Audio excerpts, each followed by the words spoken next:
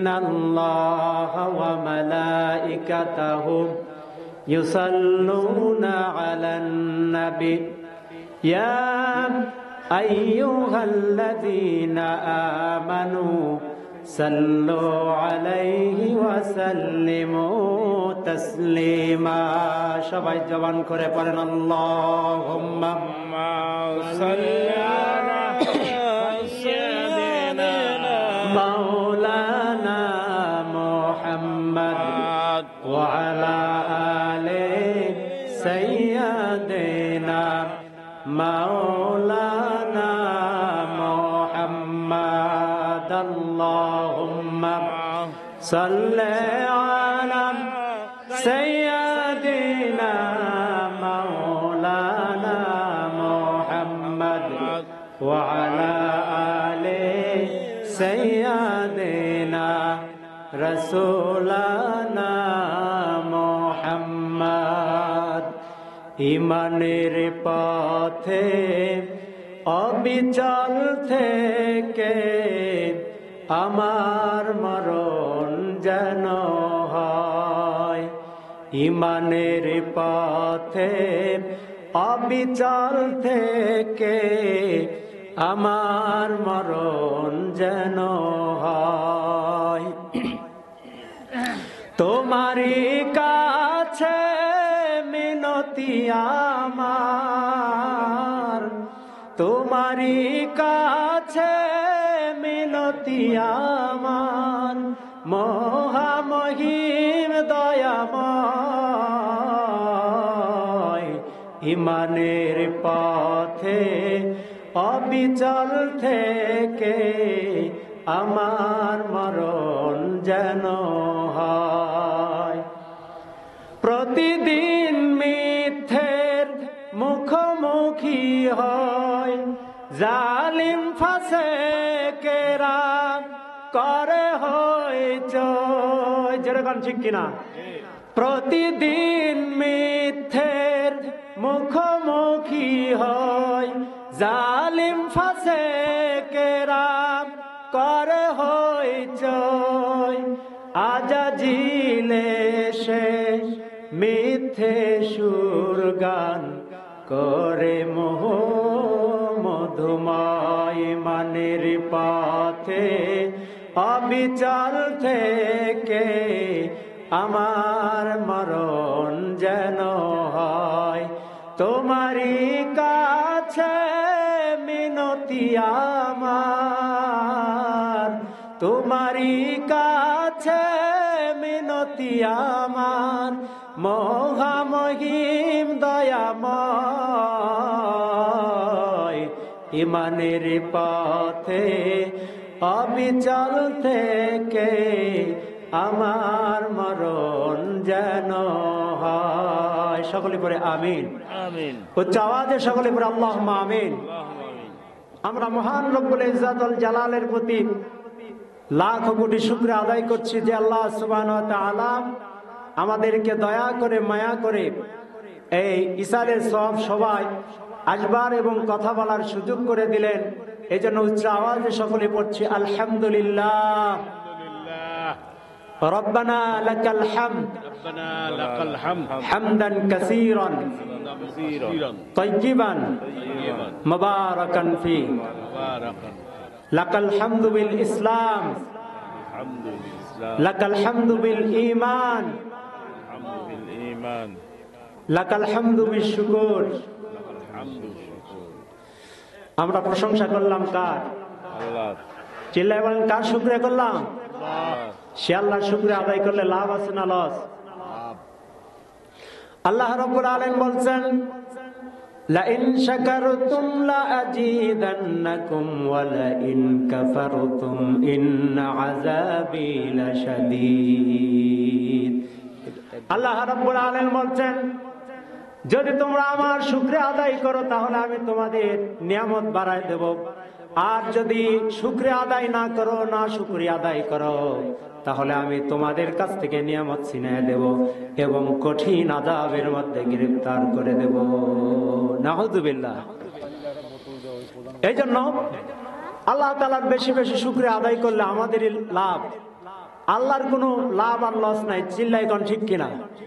আমরা যত শুকরিয়া আদায় করব আমাদের নিজেদের জন্য লাভ হবে।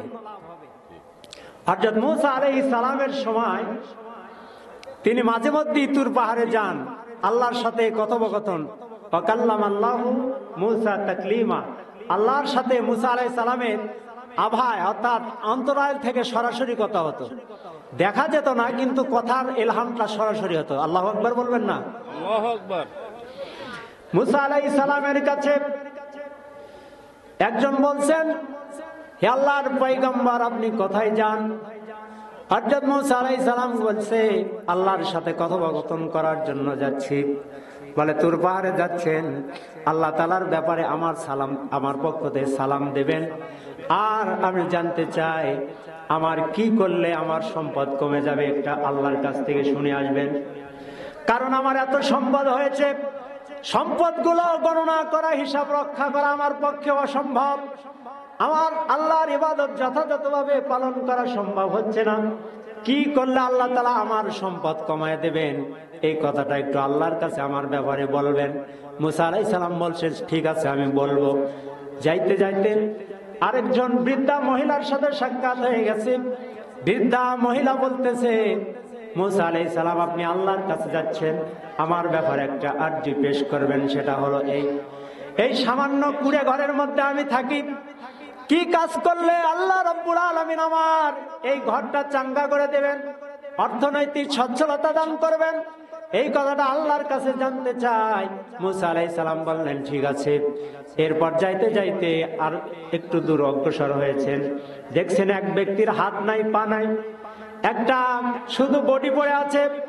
এই ব্যক্তি মূসা আলাইহিস সালামকে সালাম দিলেন। এরপর জানতে চাইলেন, মূসা আল্লাহর পয়গম্বর, আল্লাহ তাআলার সাথে সাক্ষাৎ হয়, আল্লাহ তাআলাকে বলবেন আল্লাহ তাআলা আমাকে কেন সৃষ্টি করেছেন, আমার সৃষ্টির কোনো রহস্য আছে নাকি?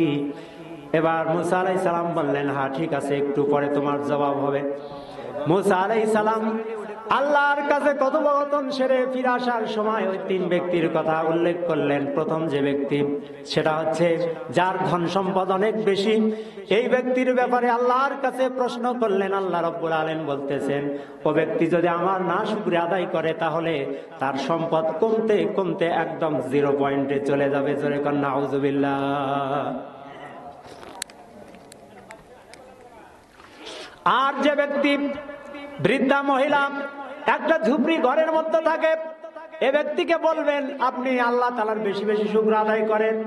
আল্লাহর শুকরিয়া আদায় করলে আল্লাহ তাআলা আপনার ধন সম্পদ বাড়ায় দেবেন, সচ্ছলতা দিয়ে দেবেন। এবার তৃতীয় ব্যক্তির কথা আপনি বলবেন, যে ব্যক্তির হাত না পা নাই, শুধু একটা বডি পড়ে আছে মাটিতে, গড়াগড়ি খাচ্ছে। আপনাকে প্রশ্ন করলেন ও ব্যাপারে, তার জবাব দিয়ে দেবেন আল্লাহ রাব্বুল আলামিন তার জন্য তাকে অযথা সৃষ্টি করে নাই, জাহান্নামের একটা ছিদ্র রয়েছে, এই ছিদ্র বোঝানোর কাজে তাকে কুলুক হিসাবে ব্যবহার করবেন। মূসা আলাইহিস সালাম আস্তে আস্তে চলে আসলেন সবার কাছে। সর্বশেষে যার কাছে আসলেন, সর্বশেষে তার কাছ থেকে বিদায় নিলেন, তার কাছে সর্বপ্রথম আসলেন। যার হাত নাই পা নাই, ওই ব্যক্তির কাছে যে বলতেছেন, হে পথিক, তোমার জন্য আল্লাহর পক্ষ থেকে সুসংবাদ। সেটা হচ্ছে এই আল্লাহ তাআলা তোমাকে অনর্থক সৃষ্টি করেন নাই, তোমাকে জাহান্নামের একটা ছিদ্র বোঝানোর কাজে তৈরি করবেন। ওই ব্যক্তি এই কথা শোনার পর এত খুশি হলো, আনন্দিত হলো, মনে হয় যেন লাভ দিয়ে এখান থেকে অন্যত্র চলে যাবে। এবার বললেন আলহামদুলিল্লাহ, আল্লাহর শুকর আদায় করলেন। কারণ তিনি বুঝতে পেরেছেন আমাকে আল্লাহ তাআলা অনর্থক সৃষ্টি করেন নাই, জাহান্নামের অন্তত একটা ছিদ্র আমাকে দ্বারা বুঝাইবেন। আমার আশা পূরণ হয়েছে, আল্লাহ আমাকে কোনো কাজে লাগাইবেন। আলহামদুলিল্লাহ বলেন। ওই ব্যক্তি এমন খুশি হলো, মনে হয় জীবনে এত খুশি হয় নাই। সুবহানাল্লাহ বলবেন না? এরপরে দ্বিতীয় মহিলার কাছে এসে বলতেছেন, আপনার যে ঝুপড়ি ঘর আছে, আল্লাহর বেশি বেশি শুকরিয়া আদায় করেন, আল্লাহ আপনার অর্থনৈতিক স্বচ্ছতা দান করে দেবেন, সম্পদ বাড়ায় দেবেন। তখন বুড়ি বলতেছেন, আমার মাত্র একটা ঝুপড়ি ঘর, আল্লাহ তাআলা আমাকে কি না জানি দিয়েছে, শুধু তো এই ঝুপড়ি ঘরই আছে, এ কথা বলতে বলতে একটা ঝড় এসে বুড়ির শেষ সম্বল ঘরটা পর্যন্ত উড়িয়ে নিয়ে গেল। আল্লাহু আকবার। বুড়িটা শুকরিয়া আদায় করে নাই, এই জন্য শেষ সম্বলটুকু আল্লাহ নিয়েছেন। আর সর্বপ্রথম যে পুরুষের সঙ্গে দেখা হয়েছিল, ধনাঢ্য ব্যক্তি, ইনি বলতেছেন যে মুসা আলাইহিস সালাম আল্লাহর ব্যাপারে আমার যে প্রশ্ন উঠেছে তার উত্তর কি এসেছে। তখন মুসা আলাইহিস সালাম বলতেছেন, আপনি আল্লাহ তাআলার বেশি বেশি শুকরিয়া আদায় করেন, এই জন্য আল্লাহ আপনার ধন ক্রমান্বয়ে বৃদ্ধি করে দিতেছেন। আপনি যদি আল্লাহর না শুকরিয়া আদায় করেন, আপনার ধন কমতে কমতে 0 পয়েন্টে আসবে। ইনি বলতেছেন, কশ্চিন কালে সম্ভব নয় যে আল্লাহ তাআলা আমাকে এত সম্পদ দিয়েছেন, আমি কখনো তার না শুকর আদায় করতে পারবো না, কখনোই না শুকর আদায় করতে পারবো না। আল্লাহু আকবার। এই কথা বলার পর তিনি আলহামদুলিল্লাহ আরো শুকর আদায় করতেছেন। পরবর্তীতে দেখা গেল ওই ব্যক্তির যা ধন সম্পদ ছিল এরপরে আরো বৃদ্ধি হতে থাকলো। সকলেই বলি আলহামদুলিল্লাহ। এই জন্য আল্লাহর শুকরিয়া আদায় করলে লাভ হবে, লাভ আছে না লস? যেরকম লাভ আছে। প্রিয় সুধী, আমি কোরআনে কারীম থেকে সূরা আলে ইমরানের 103 নম্বর আয়াত আপনাদের সামনে তেলাওয়াত করেছি। রাসূল করিম সাল্লাল্লাহু আলাইহি সাল্লামের মুখনিসৃত বাণী থেকে, অসংখ্য বাণীর মধ্য থেকে ছোট্ট একটা বাণী আপনাদের খেদমতে আমি পেশ করেছি। আল্লাহ তাআলার কাছে আমি তৌফিক কামনা করছি, আপনাদের সকলের কাছ থেকে দোয়া কামনা চাই, আমি যেন কোরআনের এই সঠিক কথাগুলো যা তেলাওয়াত করেছি এর আঙ্গিকে আমাদের বর্তমান যা প্রয়োজন জান্নাতের জন্য, নাজাতের জন্য আমাদের জারিয়া হয়ে যায়। সকলে বলে আল্লাহুম্মা আমিন। সম্মানিত সুধী, আমি কোরআন এবং সুন্নাহর আলোকে কথা বলবো। তার আগে আপনাদের জানাই দিতে চাই, আমি ফাটাফুটি বক্তা হলেও ইনশাআল্লাহ এই কণ্ঠের মধ্যে 25টা আওয়াজ আছে, একটু ভাঁজ করলেই একটার পর একটা বের হবে। আল্লাহু আকবার বলবেন না? এটা আল্লাহ তাআলার দান। যদি মনে করেন যে ওই যে আব্দুল খালেক শরীয়তপুরী, ওনার কণ্ঠে একটু আওয়াজ করেন, বাজান রে ও বন্ধুরে আমার, আল্লাহ রাব্বুল আলামিন আজ থেকে বহু বছর আগে দুনিয়া নামক একটি জায়গা তৈরি করে রেখেছেন। ও বাজান রে, ও ভাইজান আমার রে, মানব জাতির জন্য এই দুনিয়া তৈরি করার পর মানব জাতির কল্যাণের জন্য 2টি নিয়ামত আপনার আমার জন্য দান করেছেন। একটি হলো নূর নবী মুহাম্মদ রাসূলুল্লাহ, আরেকটি হইল মহাগ্রন্থ আল কোরআন। জোরে কোন ঠিক কিনা? আর একটু ভাঁজ করি, এই যে আমাদের বগুড়ার মাটি ও মানুষের বক্তা মাওলানা ফজলুর রশিদ আছে না, এনার কণ্ঠে একটু বলতে চাই, তারপরে আমি মূল আলোচনায় যেতে চাই। আপনারা কষ্ট পাচ্ছেন, মন খারাপ করতেছেন? ইমাম হোসেন বলতেছেন, নানু ভাই আমি একটু তোমার কাছ থেকে ঘোড়া কিনে নিতে চাই। নানু বলছেন, হোসাইন রে, তুমি যদি ঘোড়া কিনতে চাও, আমার কাছে তো কোনো অর্থ নাই, নবী আমার হামাগুড়ি দিয়ে ঘোড়া হয়েছে। হোসাইন নবীজির পিঠে চড়ে টকবক টকবক ঘোড়ার মতো সাউন্ড করতেছে। বাহিরে দাঁড়ায় হাসান কান্দে। হোসাইন বলে, ও হাসান ভাই দূর থাকিস না, নানার কাছে চলে আয়, ঘোড়ার পিঠে চলে আয়, কি সুন্দর ঘোড়া দেখা যায়। আল্লাহর নবী বলছেন, হাসান রে বাহির থেকে কান্দিস না, যদি নানাকে পছন্দ করিস তাহলে ঘোড়ার পিঠে আয়, আর যদি নানাকে পছন্দ না করা হয় তাহলে ওখানে দাঁড়িয়ে কাঁদ। আমার নবীজি এমন কথা বলেছেন, যেই কথা শুনলে না আসলে নানাকে পছন্দ করা হয় না। নানার পিঠে বসে ইমাম হোসেন এবার ঘোড়ার লাগাম ধরে টান দিয়েছেন। ও নানু ভাই, কত সুন্দর ঘোড়া দেখতে পাই, কিন্তু ঘোড়ার মুখের লাগাম নাই। মিদানে আখেরাতে তরাইতে ফুলসিরাতে কান্ডারি হইয়া নবী পার করিবেন সেই তরণী। নবী মোর পরশমণি, নবী মোর সোনার খনি, নবী মোর জপে যেজন সেই তো জাহানের ধনী। ঠিক কিনা?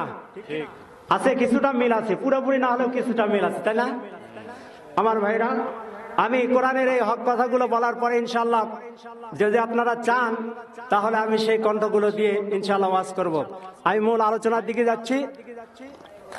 আল্লাহ রাব্বুল আলামিন বলেছেন, বিসমিল্লাহির রহমানির রহিম, ওয়া'তাসিমু বিহাবলিল্লাহি জামিআ ওয়া লা তাফাররাকু ওয়াযকুরু নি'মাতাল্লাহি আলাইকুম ইয কুনতুম আ'দাআন ফাআল্লাফা বাইনা কুলুবিকুম فأصبحتم بنعمته إخوانا وكنتم على شفا حفرة من النار فأنقذكم منها كذلك يبين الله لكم آياته لعلكم تهتدون زركن الله أكبر الله أكبر সবাই উচ্চ আওয়াজে বলেন আল্লাহু আকবার।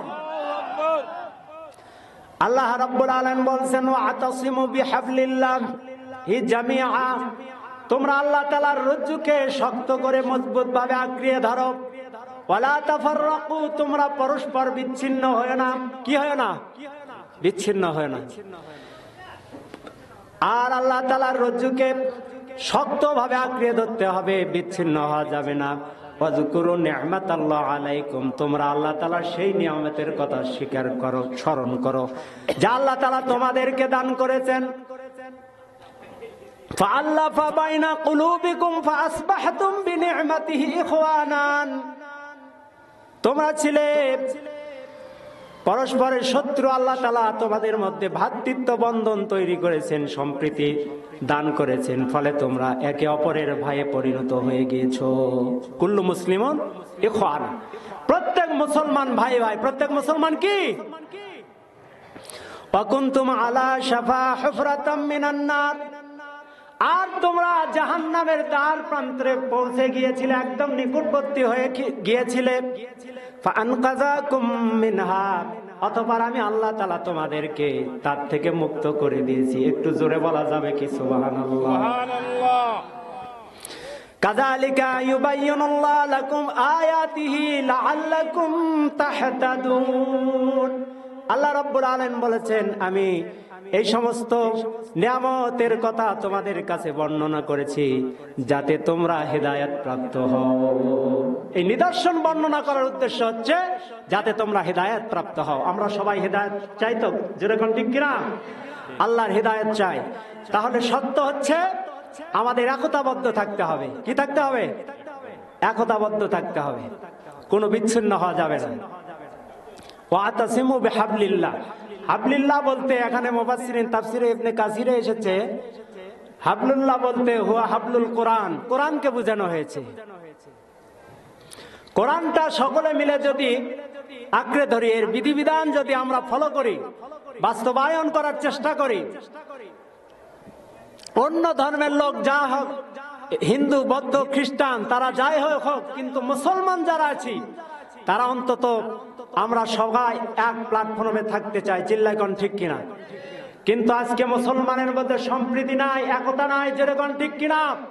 মুসলমানদের মধ্যে আজকে বৈরী, নানা দলে বিভক্ত হয়েছে। আজকে দেখেন টঙ্গীর তুরাগ তুলে একই তাবলীগ জামাতের দুইটা গ্রুপ সংঘর্ষে তুরাগ নদীর পানি রক্তে রঞ্জিত হয়ে যাচ্ছে, যেরকম ঠিক কিনা? আল্লাহ রাব্বুল আলামিন বলতেছেন, তোমরা একতাবদ্ধ ভাবে আল্লাহর রজ্জুকে শক্তভাবে আঁকড়ে ধরো, অর্থাৎ একতাবদ্ধ ভাবে সবাই থাকো। কে বিএনপি, কে জামাতি, কে আওয়ামী লীগ, কে জাতীয় পার্টি, এগুলোর কথা আল্লাহ উল্লেখ করে নাই। আল্লাহ বলছেন, তোমরা যারা মুসলমান তোমাদের সকলের ঐক্য এক। চিল্লায় কোন ঠিক কিনা? মাসলাকগত দিক থেকে আমাদের পার্থক্য থাকতে পারে, কিন্তু কোরআনের বিধানের দিক থেকে আল্লাহর জমিন, আল্লাহর দ্বীন কায়েমের পক্ষ থেকে দিক দিয়ে আমাদের কোনো মতানক্য নাই। চিল্লায় কোন ঠিক কিনা? আজকে আহলে হাদিসের মধ্যে 7টা গ্রুপ আছে, 7টা দল আছে। তাবলীগ জামাতের মধ্যে 3-4টা গ্রুপ বের হয়েছে, ঠিক কিনা? আটরচি চরমনায় বিভিন্ন দল, পৃথিবীতে এত দল, বাংলাদেশে এত দল, মনে হয় 56টার উপরে চলে গিয়েছে। প্রিয় ভাইরা, আল্লাহর জমিনে যখন নাস্তিকরা নবীকে নিয়ে কটূক্তি করে, আমার দেশের সার্বভৌমত্ব রক্ষার জন্য দাদু বাবুদেরকে নিয়ে যারা লাফালাফি করে, এরা বাংলাদেশে বিশৃঙ্খলা তৈরি করতে চায়। এদেশে একতা ছাড়া এদের সামনে দাঁড়ানো সম্ভব নয়, এদের উৎখাত করা সম্ভব নয়। চিল্লাই কোন ঠিক কিনা? প্রিয় ভাইরা, বাংলাদেশের বিভিন্ন দল তারা চেষ্টা করেছে বিগত ফেসিবাদী সরকারকে বাংলাদেশ থেকে উৎখাত করতে, কিন্তু তারা সম্মুখে অগ্রসর হতে পারে নাই, তারা টিকে উঠতে পারে নাই। কিন্তু আল্লাহ তাআলার অশেষ মেহেরবানি, ছাত্র সমাজরা যখন একতাবদ্ধ হয়েছে, কৃষক শ্রমিক সকল জনপদ যখন একতাবদ্ধ হয়ে রাজপথে নেমেছে, স্বৈরাচার এদেশ থেকে পালাতে বাধ্য হয়েছে। চিল্লা এখন ঠিক কিনা? আজকেও যদি একতাবদ্ধ ভাবে আমরা কোরআনের বিধান বাস্তবায়নের জন্য কাজ করি, এদেশে ইসলামের রাষ্ট্র কায়েম হবে। আজ হোক কাল হোক অবশ্যই হবে। যেরকম ঠিক কিনা? আমরা সবাই এক থাকতে রাজি আছি মুসলমান? কে কে একতাবদ্ধ থাকতে রাজি আছে? চিল্লায় দুই হাত তুলে আল্লাহ তাআলা দেখান। লিল্লাহে তাকবীর, লিল্লাহে তাকবীর। আল্লাহু আকবার। প্রিয় ভাই সব আমার, আল্লাহ রাব্বুল আলামিন বলছেন, ইয কুনতুম আ'দাআন ফাআল্লাফা বাইনা কুলুবিকুম, তোমরা পরস্পর শত্রু পরিণত হয়ে গিয়েছিলে। হাবিল আর কাবিল, আপনারা জানেন, দুই ভাই ছিল। তাদের যে অবস্থা হয়েছিল, এক ভাই আরেক ভাইকে হত্যা করেছে নারীর লোভে। চিল্লা এখন ঠিক কিনা? এমন সংঘর্ষ পৃথিবীতে যদি সকল মানুষ করত, পৃথিবীতে শান্তি হতো না, অশান্তি হতো। আমরা মারামারি চাই না, কাটাকাটি চাই না, আমরা শান্তি সম্প্রীতি চাই। চিল্লা এখন ঠিক কিনা? আজকেও আমাদের দেশে যারা মারামারি করতেছে, বিভিন্ন গ্রুপ হিসেবে কাজ করে একদল আরেক দলকে হত্যা করতেছে, এরাও মুসলমান ওরাও মুসলমান। একজন মুসলমান আরেকজন মুসলমানের ভাই, তাহলে এক ভাই আরেক ভাইকে কি করে রক্তাক্ত করতে পারে? চিল্লা এখন ঠিক কিনা? প্রিয় ভাইরা, আমাদের এক প্ল্যাটফর্মে আসতে হবে, তাহলে দিন কায়েমের পথকে সুগম হবে, সহজ হবে। চিল্লা এখন ঠিক কিনা? এবার আল্লাহ রাব্বুল আলামিন আমাদেরকে ভাইয়ে ভাইয়ে পরিণত করে দিয়েছেন। কুল্লু মুসলিমু ইখওয়ানান, প্রত্যেক মুসলমান হলো ভাই ভাই। আমার ভাইরা, একটু লক্ষ্য করেন, প্রাচীন যুগে ইহুদিরা একটা ধর্ম তৈরি করেছে, তারা এক গোষ্ঠী হিসেবে পরিগণিত হয়েছে। খ্রিস্টানরা এক গোষ্ঠী তৈরি হয়েছে, তারা এক গোষ্ঠী হিসেবে নিজেকে পরিচিতি লাভ করতেছে। আর মুসলমানরা সকলেই তারা একই উম্মাহ। চিল্লাই কোন ঠিক কিনা? এই জন্য ইহুদি খ্রিস্টান তারা অন্য ধর্মে থাকতে পারে, তারা অন্য পথ অবলম্বন করতে পারে, কিন্তু আমরা যারা মুসলমান, আমরা সবাই এক থাকতে রাজি আছি ইনশাআল্লাহ। যেরকম ইনশাআল্লাহ। এরপর আল্লাহ রাব্বুল আলামিন বলছেন, ফাআনকাযাকুম মিনহা, তোমরা জাহান্নামের দ্বার প্রান্তে পৌঁছেছিলে, কারণ এক ভাই আরেক ভাইকে হত্যা করলে পরিণতি জাহান্নাম। জায়গা কোথায়? কাবিল যে হত্যা করেছিল হাবিলকে, পৃথিবীতে যত হত্যা কাজ হবে তার আমলনামায় গুনার এক অংশ যাবে। চিল্লাই কোন ঠিক কিনা? এই জন্য পৃথিবীতে যতদিন থাকবে পৃথিবীটা, এতদিন মারামারি কাটাকাটি হত্যা থাকবে। কিন্তু আমরা মুসলমান যারা, তারা এটা হত্যা চাই না, মারামারি চাই না, বিশৃঙ্খলা চাই না, আমরা সম্প্রীতি, মহাব্বত, ভ্রাতৃত্ব চাই। চিল্লাই কোন ঠিক কিনা? আমার ভাইরা, আল্লাহ রাব্বুল আলামিন বলেছেন, যারা আল্লাহ রাব্বুল আলামিনের রজ্জুকে শক্তভাবে দৃঢ়ভাবে আঁকড়িয়ে ধরবে, রব্বুল আলামিন তাদের জন্য প্রতিদানের ব্যবস্থা করে রেখেছেন। যেরকম আল্লাহু আকবার। ওয়ামান ইয়াতাসিম বিল্লাহি ফাকাদ হুদিয়া ইলা সিরাতিম মুস্তাকিম। আল্লাহু আকবার, আল্লাহু আকবার। সূরা আলে ইমরানের 101 নম্বর আয়াতের শেষের অংশে এটা আছে, ওয়ামান ইয়াতাসিম বিল্লাহ, যে ব্যক্তি আল্লাহর রজ্জুকে শক্তভাবে ধারণ করবে, ফাকাদ হুদিয়া ইলা সিরাতিম মুস্তাকিম, আল্লাহ রাব্বুল আলামিন তার সরল সঠিক পথের যাওয়ার পথকে সুগম করে দেবেন, সহজ করে দেবেন। চিল্লায় কোন সুবহানাল্লাহ। এই জন্য আমরা আল্লাহ তাআলার রজ্জুকে শক্তভাবে ধারণ করতে চাই। যে ব্যক্তি আল্লাহ তাআলার রজ্জুকে ধারণ করবে, আল্লাহ তাআলা তার জন্য আরো পুরস্কারের ব্যবস্থা করেছেন। ফাআম্মাল্লাযীনা আমানু বিল্লাহি ওয়া আতাসামু বিহি ফাসায়ুদখিলুহুম ফি রাহমাতিম মিনহু ওয়া ফাদলিহি। আল্লাহু আকবার। আল্লাহ রাব্বুল আলামিন বলতেছেন, ফাআম্মাল্লাযীনা আমানু, যারা ঈমান আনবে আল্লাহর প্রতি, বিল্লাহি আমি আল্লাহর প্রতি যারা ঈমান আনবে, ওয়া আতাসিমু বিহি এবং তারা শক্তভাবে আঁকড়িয়ে ধরবে আমার রজ্জুকে, অর্থাৎ আমার কোরআনকে শক্তভাবে আঁকড়িয়ে ধরবে, এর বিধিবিধানগুলো জমিনে বাস্তবায়নের জন্য কাজ করবে। এবার আল্লাহ রাব্বুল আলামিন বলছেন, রাহমাতিম মিনহু ওয়া ফাদলি, আমার নিজ ফদল অনুগ্রহ তাদের কাছে প্রবেশ করবে। সুবহানাল্লাহ। কোন সুবহানাল্লাহ। ওয়া ইয়াহদি বিহিম ইলা সিরাতিম মুস্তাকিম, চিল্লায় কোন আল্লাহু আকবার। এবং তাদেরকে সরল সঠিক পথের চলার জন্য পথ সহজ করে দেব আমি আল্লাহ। চিল্লায় কোন সুবহানাল্লাহ। সুবহানাল্লাহ। শুধু তাই নয়, ইল্লাল্লাযীনা তাবু ওয়া আসলাহু বিহি, যারা ঈমান আনবে এবং তাওবা করবে এবং নিজেদের আমল সংশোধন করে নেবে, ওয়া আসলাহু নিজেদের আমল সংশোধন করবে, ওয়া আতাসামু এবং তারা আমার রজ্জুকে শক্তভাবে দৃঢ়ভাবে আঁকড়িয়ে ধরবে, ওয়া আখলাসু দীনাহুম লিল্লাহ এবং তারা দিনকে একমাত্র আল্লাহর জন্য খালেস করবে। কার জন্য? দিন কার জন্য খালেস করবে? আল্লাহর জন্য খালেস করবে। ফাউলাইকা মাআল মুমিনিন। আল্লাহু আকবার। আল্লাহ রাব্বুল আলামিন বলতেছেন, এই সকল মানুষ হবে মুমিনদের সঙ্গী। সুবহানাল্লাহ। যারা ঈমান আনবে, যারা তওবা করবে, আমল সংশোধন করবে এবং আল্লাহর রজ্জুকে দৃঢ়ভাবে ধারণ করবে। কয়টা কাজ? চারটা কাজ। কয়টা কাজ বললাম? চারটা কাজ যারা অনুসরণ করবে, আল্লাহ রাব্বুল আলামিন তাদের ব্যাপারে বলতেছেন, আমি তাদের জন্য কি ব্যবস্থা করেছি। সাউফা ইউতিল্লাহ মুমিনিন, আমি এই মুমিনদের জন্য বিশাল পুরস্কারের ব্যবস্থা করেছি। সুবহানাল্লাহ। সুবহানাল্লাহ। আল্লাহ রাব্বুল আলামিন সূরা হজ্জের মধ্যে বলেছেন, ওয়াকিমুস সালাতা ওয়া আতুজ যাকাতা ওয়া তাসামু বিল্লাহ।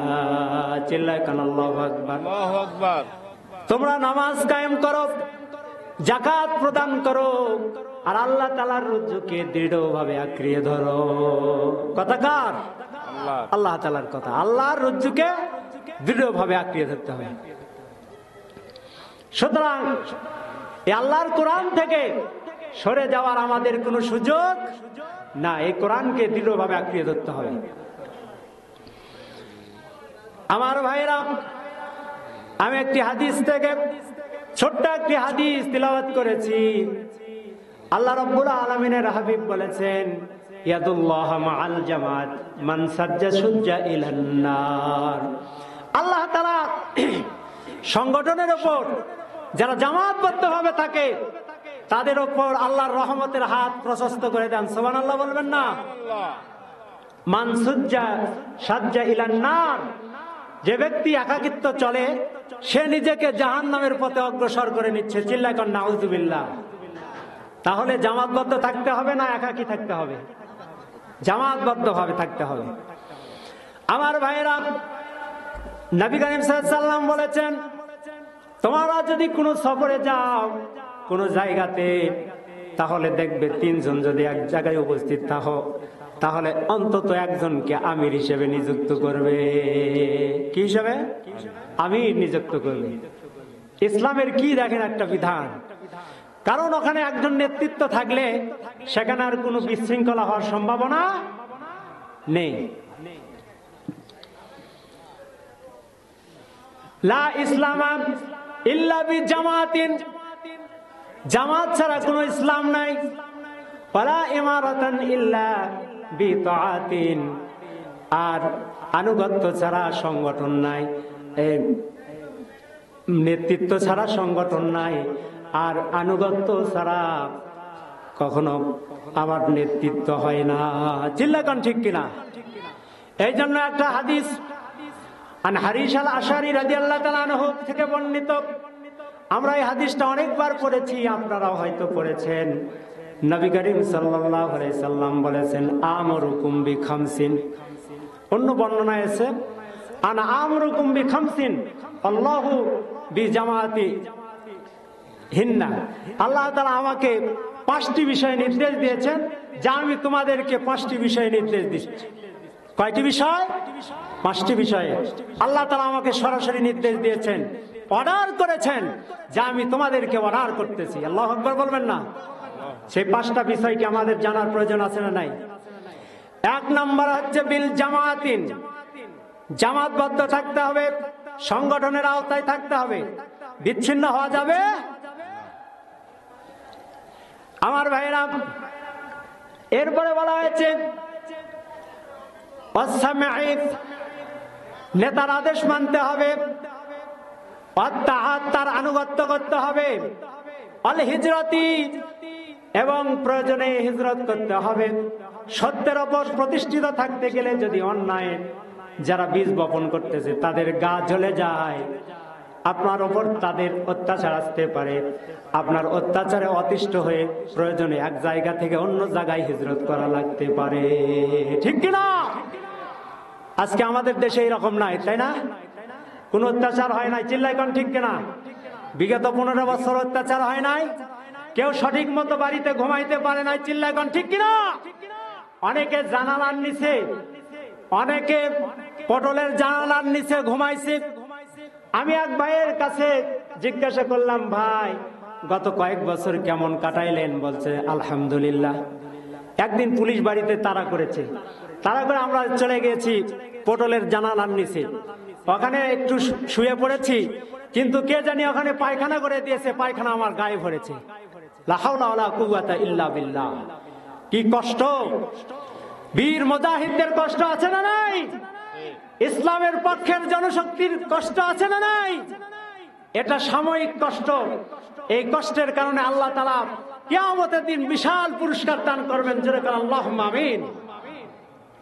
এরপরে 5 নম্বর হচ্ছে আল জিহাদু ফি সাবিলিল্লাহ, তাহলে আল্লাহর রাস্তায় জিহাদ করে। কয়টি হলো? 5টি কাজ। এই 5টি নির্দেশনা আল্লাহ রাসূল দিয়েছেন, তোমরা এই 5টি কাজ কখনো ছাড়বে না। প্রথমটাই হচ্ছে জামাতবদ্ধ ভাবে থাকতে হবে। কি বদ্ধ ভাবে? জামাতবদ্ধ ভাবে থাকতে হবে। কিন্তু যদি কেউ জামাত থেকে ফারেক হয়ে যায়, ফাইন্নাহু মান খারাজা জামাতিন কাদরান শিবরান ফাকাদ খালা রিবাতাল ইসলামি মিন উনুকিহি, যে ব্যক্তি জামাত থেকে নিজের গর্দানকে 1 বিঘত পরিমাণ দূরে সরে রাখলো, সে যেন নিজের গলা থেকে ইসলামের রশিকে দূরে নিক্ষেপ করে দিল। জোরে কান নাউযুবিল্লাহ। তাহলে জামাতবদ্ধ থাকার প্রয়োজন আছে না নাই? 1 বিঘত দূরে কত দূর? 1 মাইল নাকি? তাহলে আপনি জামাত থেকে যদি 1 বিঘত ইচ্ছাকৃত ভাবে সরে যান, আল্লাহর হাবিব কি বলছেন? তাহলে ইসলামের রজ্জুকে গলা থেকে সে ছিটকে ফেলে দিল। ইল্লা আইয়ুরাজিআ, কিন্তু যদি সে আবার ইসলামে ফিরে আসে সেটা ভিন্ন কথা। আল্লাহু আকবার। ওমান দাআ দাওয়াল জাহিলিয়াত, যে ব্যক্তি কোন দুনিয়ার নিয়ম নীতির দিকে মানুষদেরকে আহ্বান করবে, জাহেলিয়াতের দিকে আহ্বান করবে, ফাহুয়া মিন জুসা জাহান্নাম, সে ব্যক্তি জাহান্নামী হবে। নাউযুবিল্লাহি মিন যালিক। ওয়া ইন সামা ওয়া সাল্লা, যদিও সে নামাজ পড়ে, রোজা রাখে, ওয়া জামা আন্নাহু মুসলিম, নিজেকে মুসলিম হিসেবে দাবি করে, তারপরেও সেই জাহান্নাম। কে বলেছেন কথা? আল্লাহর নবী। এ কথার মধ্যে কোনো ভুল থাকতে পারে? হাদিসটা তিরমিজির মধ্যে পাবেন, আহমদ শরীফের মধ্যে পাবেন হাদিসটা। হাদিসটা সহিহ হাদিস। সুতরাং প্রিয় ভাই সব, যারা আজকে জামাত থেকে দূরে সরে আছেন, বিভিন্ন দলে বিভক্ত হয়ে আছেন, বিভিন্ন জাতিকে একটা নির্দিষ্ট ব্যক্তির পূজা করে আপনি মানুষদেরকে দেশের মধ্যে বিশৃঙ্খলা তৈরি করেছেন, যেরকম ঠিক কিনা? এই যে একটা ব্যক্তির নামে যে বিগত 17 বছর 18 বছর জিকির হয়েছে, আমার মনে হয় ওই ব্যক্তির পূজা না করে আল্লাহর যদি জিকির করত, এদের জন্য জান্নাতে যাওয়ার জন্য পথ আরো সহজ হয়ে যেত। চিল্লায় কোন ঠিক কিনা? ব্যক্তিটার নাম হচ্ছে বঙ্গবন্ধু। নাম কি? বঙ্গবন্ধু। কি আপনারা রাগ করতে চান? এই ব্যক্তির এত নাম, রাস্তায় রাস্তায় তার মূর্তি তৈরি করা হয়েছিল, বিভিন্ন স্থাপনায় তার নাম লেখা হয়েছিল লিফলেট আকারে। চিল্লায় কোন ঠিক কিনা? যে কোনো অনুষ্ঠানে তার নাম উচ্চারণ করে তার নামে দোয়া দরুদ জিয়ারত মাহফিল হতো। চিল্লায় কোন ঠিক কিনা? এক ব্যক্তি ভারত থেকে এসে আমার বাংলাদেশ সফরে আসছে, আসার পর উত্তরবঙ্গ থেকে এসে বলছে, তোমার দেশে কোনো বড় ব্রিজ নেই? বলছে, হ্যাঁ বড় ব্রিজ আছে, যমুনা সেতু। এর নাম কি? বঙ্গবন্ধু সেতু। নাম কি? বঙ্গবন্ধু সেতু। তারপর ঢাকাতে যখন গুলশানে, এরপর গুলিস্তানে অবস্থান করেছে, বিশাল বিশাল বিল্ডিং। বলতেছে ওই যে বাতিগুলো জ্বলে রাত্রিতে, এই বিল্ডিং গুলোর নাম কি? বলছে এগুলো বঙ্গবন্ধু এভিনিউ। এগুলোর নাম কি? বঙ্গবন্ধু এভিনিউ। এরপরে ওই পাশে যে টাওয়ারে ফোকাস আলো জ্বলতেছে, এটা কি? বলছে বঙ্গবন্ধু স্টেডিয়াম। বঙ্গবন্ধু স্টেডিয়াম। এখানে কি খেলা হয় না? বলছে হ্যাঁ, বঙ্গবন্ধু টুর্নামেন্ট খেলা হচ্ছে, চলো আমরা সেই খেলা দেখতে যাব। খেলা দেখতে গিয়ে এক দল জিতবে, আরেক দল হেরে যাবে। চিল্লায় কোন ঠিক কারা? যখন এক দল হারিয়ে গেছে, বিপক্ষ দল হারিয়ে গেছে যারা, তারা ইট পাটকেল শুরু করে দিচ্ছে। একটা ইট এসে বিদেশি মেহমানের মাথায় এসে পড়ছে, মাথায় পড়ে ওই বেহুশ হয়েছে। এখন ওকে অ্যাম্বুলেন্স করে নিয়ে সরাসরি ডাইরেক্ট বঙ্গবন্ধু হাসপাতাল। কোথায়? বঙ্গবন্ধু হাসপাতালে নিয়ে গিয়েছে। এবার 3 ঘন্টা পর যখন তার হোশ ফিরে এসেছে, বলছে আমি এখন কোথায়? বলেছে তুমি চিকিৎসাধীন অবস্থায় আছে বঙ্গবন্ধু হাসপাতালে। ও ব্যক্তি হাত জোড়ো করে বলতেছে, আমি তোমাদের পায়ে হাত দিয়ে বলতেছি, আমাকে আর বঙ্গবন্ধু কবরে নিও না। এই রকম এক ব্যক্তির পূজা, এক ব্যক্তির সারা জীবন যত গুণগান গেয়েছেন, যদি আল্লাহর জিকির করা হতো, জান্নাতে যাওয়ার পথ সুগম হতো কিনা? যেরকম ঠিক কিনা? সমাজে বিভিন্ন প্রকার দল তৈরি হয়েছে, বিশৃঙ্খলা তৈরি হয়েছে, বিভিন্ন উপজাতি তৈরি হয়েছে। আজকে তারা বিভিন্ন ভাবে দেশের মধ্যে বিশৃঙ্খলা তৈরি করার পায়তারা চলছে। যেরকম ঠিক কিনা? কিন্তু বীর মুজাহিদরা, আপনারা যদি সজাগ থাকেন, একতাবদ্ধ থাকেন, কোন স্বৈরাচার এদেশে আর আসতে পারবে না, এদেশের মসনদে আর বসতে পারবে না, কারণ তারা এদেশের লক্ষ কোটি টাকা লুট করে নিয়েছে। চিল্লায় কোন ঠিক কিনা? আল্লাহ রাব্বুল আলামিন বলেছেন, তোমরা ওয়ালতাকুম মিনকুম উম্মাতুন ইয়াদউনা ইলাল খায়র ওয়ায়ামুরুনা বিল মা'রুফি ওয়া ইয়ানহাউনা আনিল মুনকার উলাইকা হুমুল মুফলিহুন। আল্লাহু আকবার, আল্লাহু আকবার।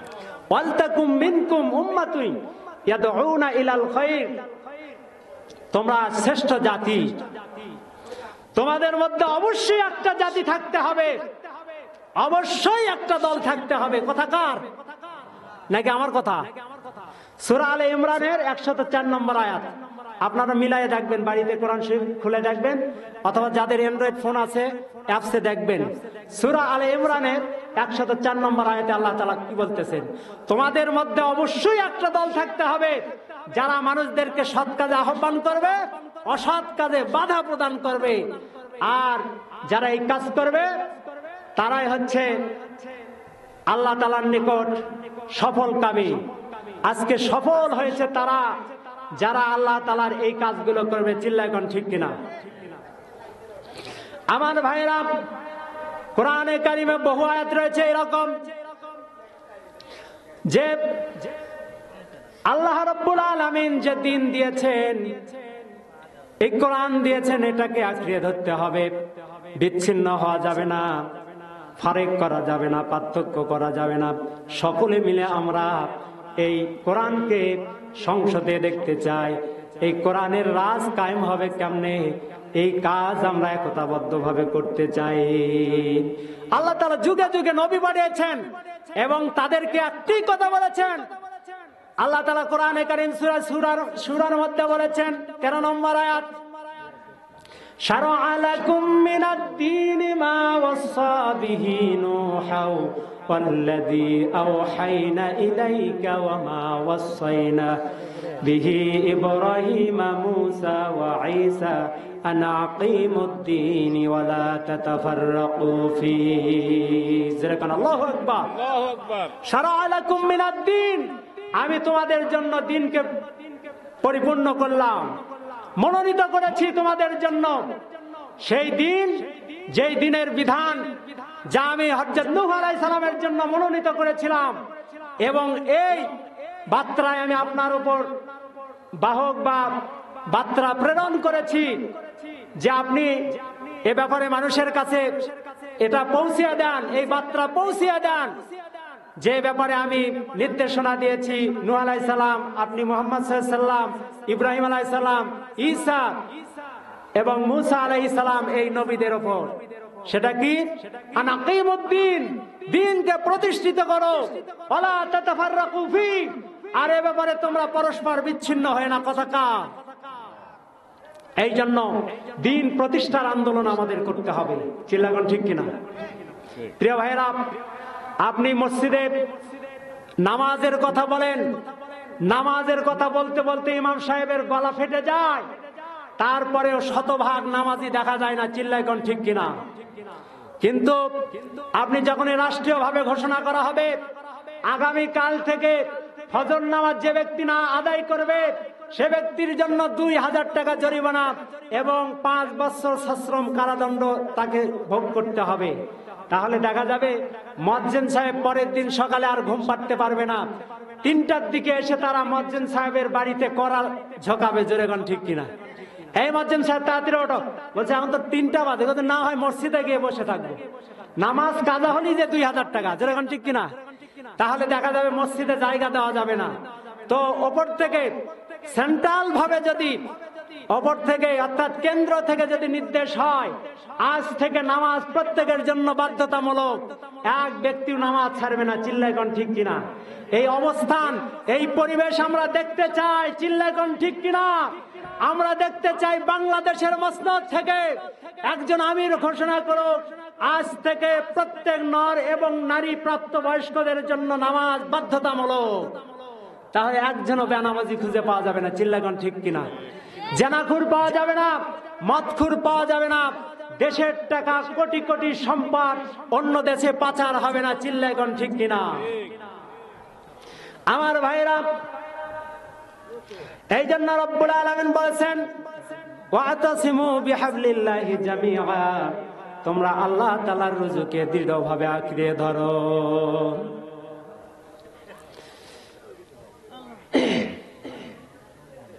ইন্নানি আনাল্লাহু লা ইলাহা ইল্লা আনা ফা'বুদুনি ওয়া আকিমিস সালাতা লিযিকরি। চিল্লাইকান আল্লাহু আকবার। জোরে বলেন আল্লাহু আকবার।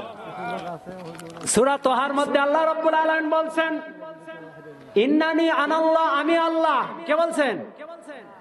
ইন্নানি আনাল্লাহ, আমি আল্লাহ।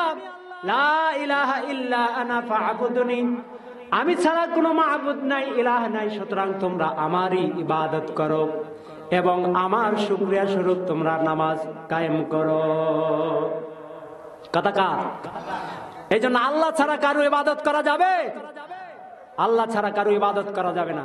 জাহেলিয়াত যুগে রাসূল করিম সাল্লাল্লাহু আলাইহি ওয়াসাল্লাম তাওহীদের দাওয়াত দিচ্ছেন, আর জাহেল যারা তারা মূর্তি পূজা নিয়ে ব্যস্ত, একত্ববাদের দিকে আসছে না, বিভিন্ন দেব দেবীর পূজায় তারা আসক্ত হয়ে আছে, বিভিন্ন 63 তাদের খোদা। যেরকম নাউজুবিল্লাহ, এক আল্লাহর ইবাদত না করে তারা বিভিন্ন সময়ে বিভিন্ন মূর্তিকে তারা উপাস্য হিসেবে তাদের পূজা অর্চনা করে থাকে।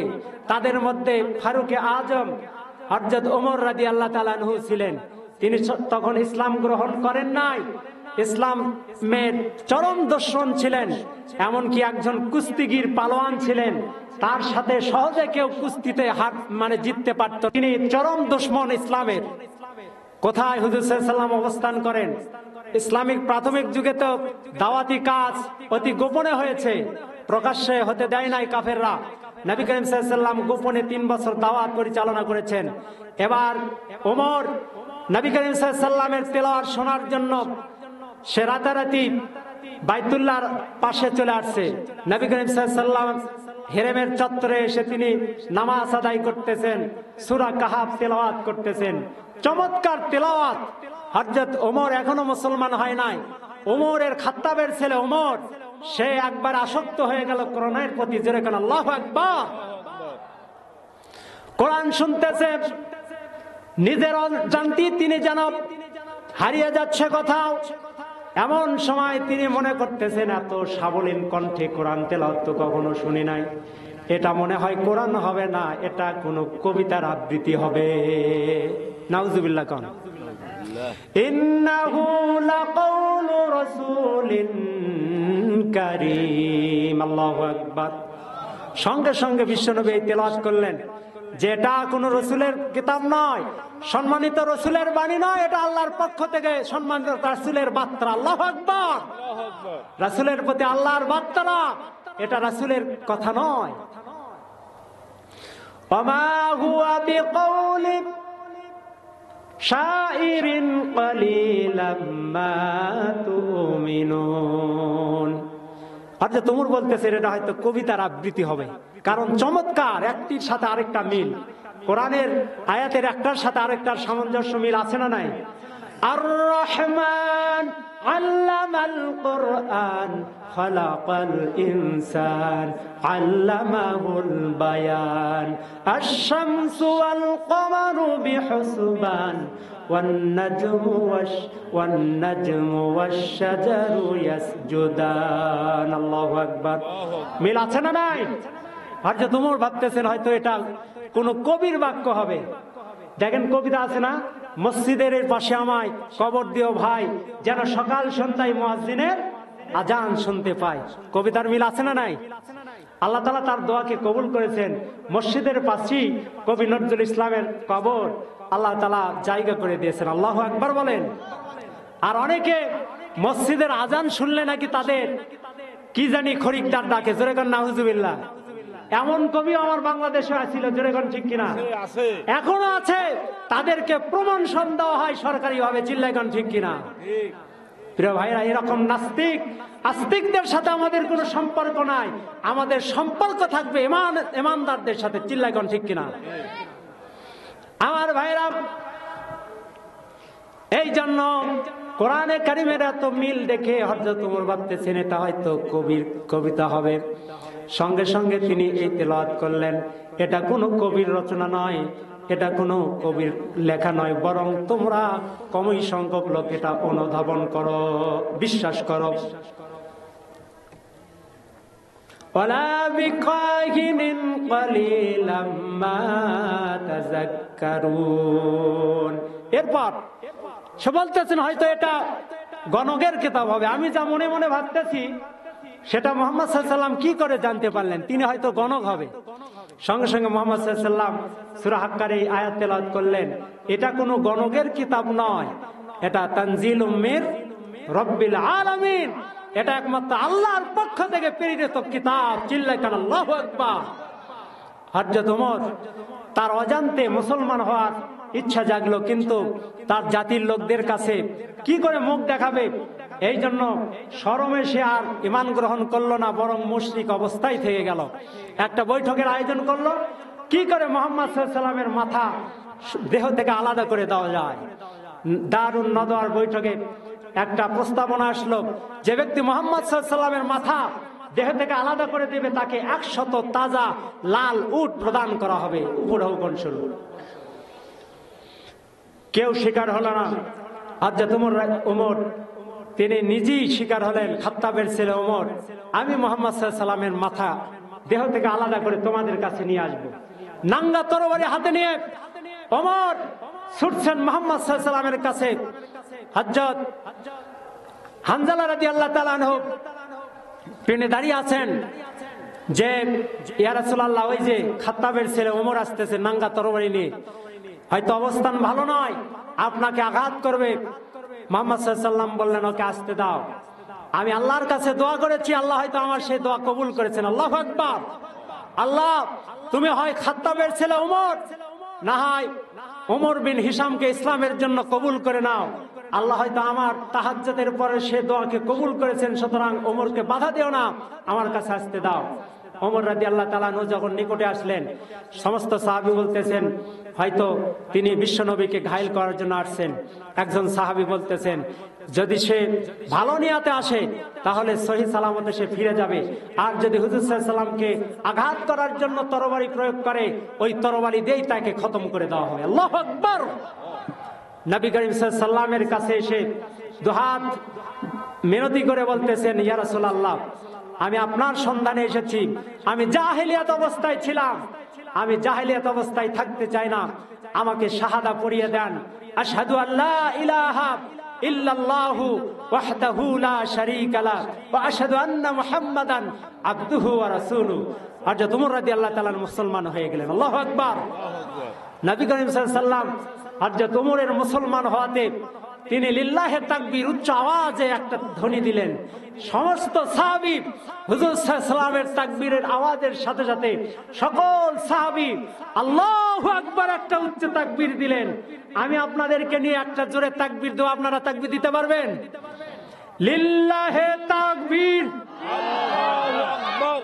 সবাই বললেন না, আল্লাহর তাকবীর দিলে কি গুনাহ হবে? একটি মন খুলে আল্লাহকে খুশি করার জন্য সবাই একটু উচ্চ আওয়াজে তাকবীর দেন। যতদূর পর্যন্ত তাকবীরের আওয়াজ যাবে ততদূর পর্যন্ত শয়তান আসবে না। আল্লাহু আকবার বলবেন না? লিল্লাহে তাকবীর, লিল্লাহে তাকবীর। আমার ভাইরাম, হযরত ওমর এবার নবী করিম সাল্লাল্লাহু আলাইহি সাল্লামকে বললেন, ইয়া রাসূলুল্লাহ, আপনি কি সত্য নবী নয়? আল্লাহর হাবিব সাল্লাল্লাহু আলাইহি সাল্লাম বলছেন, হ্যাঁ অবশ্যই আমি সত্য নবী। আপনি আপনার দ্বীন ইসলাম কি সত্য নয়? হ্যাঁ অবশ্যই সত্য। ইন্নাদ দীনা ইনদাল্লাহিল ইসলাম, একমাত্র আল্লাহর কাছে মনোনীত ধর্মই হচ্ছে ইসলাম। যেরকম ঠিক কিনা?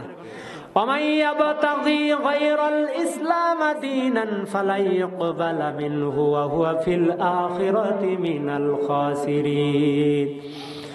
আল্লাহ রাব্বুল আলামিন বলেছেন, ইসলাম ছাড়া যে অন্য কোন ধর্ম বা দিন তালাশ করবে কঠিন কালে আল্লাহর কাছে গ্রহণযোগ্য হবে না। গায়রাল ইসলাম দীনান ফালা ইউকবাল মিনহু ওয়া হুয়া ফিল আখিরাতি মিনাল খাসিরিন।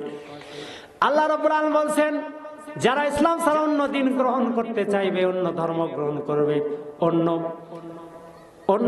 ব্যাপার, অন্য লিডারদের আনুগত্য করতে চাইবে ইসলামের লিডারদের আনুগত্য ছাড়া, তাহলে এটা কোশ্চেন করে আল্লাহর কাছে গ্রহণযোগ্য তো হবে নাই, বরং কিয়ামতের দিন ওই ব্যক্তি সব চাইতে ক্ষতিগ্রস্ত হয়ে যাবে। যেরকম নাউজুবিল্লাহ। এই জন্য প্রিয় ভাইরা, হযরত ওমর রাদিয়াল্লাহু তাআলা আনহু বললেন, ইয়া রাসূলুল্লাহ, কোরআন কি সত্য নয়? বিশ্বনবী বলছেন, হ্যাঁ অবশ্যই কোরআন সত্য, হক। وقل جاء الحق وزهق الباطل إن الباطل كان زهوقا। الله أكبر। وننزل من القرآن ما هو شفاء ورحمة للمؤمنين ولا يزيد الظالمين إلا خسارا। এই কোরআন হচ্ছে যাবতীয় রোগের প্রতিষেধক। চিল্লাকান আল্লাহু আকবার। আর যারা কোরআন থেকে দূরে থাকবে এরা সবচাইতে ক্ষতিগ্রস্ত হবে। কথা কার? আল্লাহ তাআলা। এই জন্য আল্লাহ নবী বলছেন, হ্যাঁ অবশ্যই কোরআন সত্য। হযরত ওমর বলছেন, ইয়া রাসূলুল্লাহ, আজ থেকে আর ইসলামের দাওয়াত গোপনে থাকবে না। আজ থেকে ইসলামের দাওয়াত প্রকাশ্যে চলবে। আমরা সশরীরে কাবাতে গিয়ে নামাজ আদায় করতে চাই। আজ থেকে আর আমরা গোপনে গোপনে নামাজ আদায় করতে চাই না। আল্লাহু আকবার। সেই সময় মুসলমানদের সংখ্যা ছিল মাত্র 13 জন। হযরত ওমর দিয়ে 14, কোন বর্ণনা আসছে 17 জন। 17 জনের মধ্যে শিক্ষিত লোকের মধ্যে হযরত ওমর একটু উচ্চ শিক্ষিত। হযরত ওমর বলতেছেন, আমরা দুইটা বহর লাইন ধরব, আমি সর্বপ্রথম কাতারে থাকবো আর হামজা থাকবে দ্বিতীয় কাতারে। লিল্লাহে তাকবীর একটা আওয়াজ দেব, কাবা ঘরের গিলাফ না ধরা পর্যন্ত আমরা কখনো পিছপা হব না। আল্লাহু আকবার, আল্লাহু আকবার। হযরত ওমর এবং হযরত হামজালা এখানে 13 জন মতান্তরে 17 জন তিনারা কাবার দিকে অগ্রসর হচ্ছে, আর কাফেররা তারা জানালা ফুলকি দিয়ে তারা দেখতেছে ওমর তো মুসলমান হয়েছে, আমাদের পক্ষে ছিল কিন্তু আজকে ইসলামের জনশক্তি হয়েছে। আল্লাহু আকবার বলবেন না? কেউ যান ওমরের কাছে যেও না, কারণ তোমরা যদি নিজের স্ত্রীদেরকে বিধবা করতে না চাও তাহলে হযরত ওমরের কাছে যেও না, আর যেন সন্তানকে তোমরা ইতিম না করতে চাও ওমরের কাছে কেউ যেও না। ওমর বলতেছে, কে আছো তোমরা নিজের স্ত্রীকে বিধবা বানাতে চাও? কে আছো নিজের সন্তানকে এতিম বানাতে চাও? আসো আমি ওমরের সামনে বাধা দাও। কার বুকের পাটা কত আছো? খেলা হবে, চিল্লায় কোন ঠিক কিনা? খেলা হবে, আছে না এরকম স্লোগান? কিন্তু খেলোয়াড় না থাকলে খেলা কোত্থেকে হবে? খেলোয়াড় জাঙ্গি পায়জামা সব শেষ, খেলা কোত্থেকে হবে? খেলোয়াড় একটাও নাই। আল্লাহ তোমার দরবারেতে হাজার শুকরিয়া, স্বৈরাচার পালাইছে দেশটা ছাড়িয়া, স্বৈরাচার পালাইছে দেশটা ছাড়িয়া। সালাম তোমায় সাঈদ আরো যারা শহীদ, সালাম মুগ্ধ সাঈদ আরো যারা শহীদ, ভুলবে না তো ছাত্র সমাজ হইছো যারা শহীদ। যেরকম ঠিক কিনা? পরপারে খোদা যেন নাজনিয়ামত দেয় তারে, স্বৈরাচার পালাইছে দেশটা ছাড়িয়া, হাসিনা পালাইছে দেশটা ছাড়িয়া। কোথায় আওয়ামী লীগ, কোথায় কাদের কাকা, কোথায় গেল ওই জালিমের গরম গরম কথা? ঠিক না? কাদের কাকা উঠে মঞ্চে উঠে খেলা বলতে উল্টে পড়ে যায়। যেরকম ঠিক কিনা? প্রতিবন্ধী ওর মাজা না, ওই খেলবে কি? যেরকম ঠিক কিনা? আপনারা বলেন তো, মাঠে খেলতে গেলে মাজায় বল লাগবে না? ও প্রতিবন্ধী ও খেলবে কি? বলে খেলা হবে। তো আজকে কই তোমার খেলা? কোথায় তুমি? কোথায় আওয়ামী লীগ, কোথায় কাদের কাকা, কোথায় গেল ওই জালেমের গরম গরম কথা?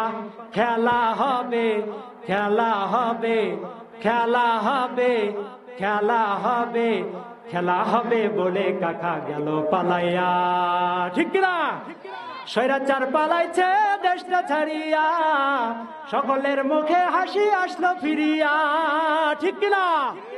আমরা দীর্ঘ 17টি বছর এদেশে আমরা স্বাধীন হওয়ার পরেও কোরআনের হক কথা বলতে পারি নাই। মঞ্চে আমাদের নামে মিথ্যা মামলা দিয়েছে, মিথ্যা তহমত দিয়ে আমাদের অনেককে জেল খাটিয়েছে। চিল্লায় কোন ঠিক কিনা? অনেককে ফাঁসির কাষ্ঠে ঝুলিয়ে শহীদ করে দিয়েছে। যেরকম ঠিক কিনা? বিশ্বনন্দিত মুফাসসির আল্লামা দিলওয়ার হোসেন সাঈদীকে মিথ্যা তহমত দিয়ে তাকে কারাদণ্ড সাজিয়ে ফাঁসির রায় দিয়ে এরপরে ভুল চিকিৎসা দিয়ে ইনজেকশনের মাধ্যমে তাকে শহীদ করে দেওয়া হয়েছে। চিল্লাকন ঠিক কিনা? তিনি কোটি মানুষের স্পন্দন, শুধু বাংলাদেশের নয় তামাম পৃথিবীর তিনি একটি মডেল। চিল্লাকন ঠিক কিনা? যার তাফসির দেশের প্রায় 56টি দেশে, পৃথিবীর 56টি দেশে যার তাফসির কোরআন মানুষ শুনতে থাকে। আহারে, সেই কোরআনের পাখিকে তারা নির্মম ভাবে হত্যা করেছে। চিল্লাইগণ ঠিক কিনা? তিনি কোনো দোষী নন। অনেকে বলবে দোষ না হলে কি জেল খাটে? উনি কি কোনো চোরের আসামি ছিলেন?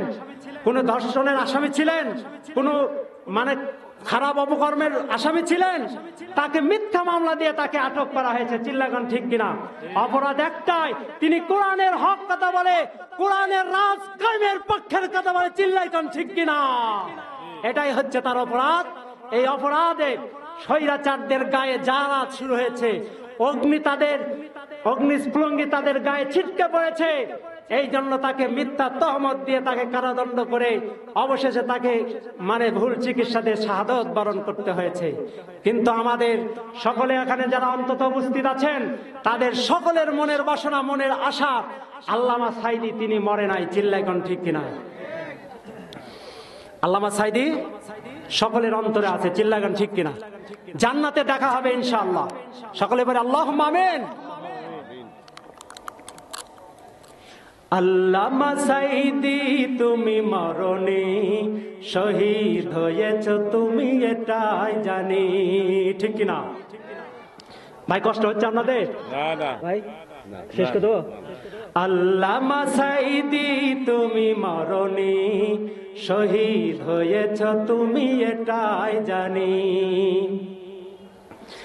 কারাগারে কাটালে 13টি বছর, বাতিল তোমায় দেখে কাঁপে থর থর, ঠিক কিনা? কারাগারে কাটালে 13টি বছর, বাতিল তোমায় দেখে কাঁপে থর থর। তুমি যে ছিলে মোদের নয়ন মনি, শহীদ হয়েছ তুমি এটাই জানি। আল্লামা সাইদি তুমি মরণি, শহীদ হয়েছ তুমি এটাই জানি।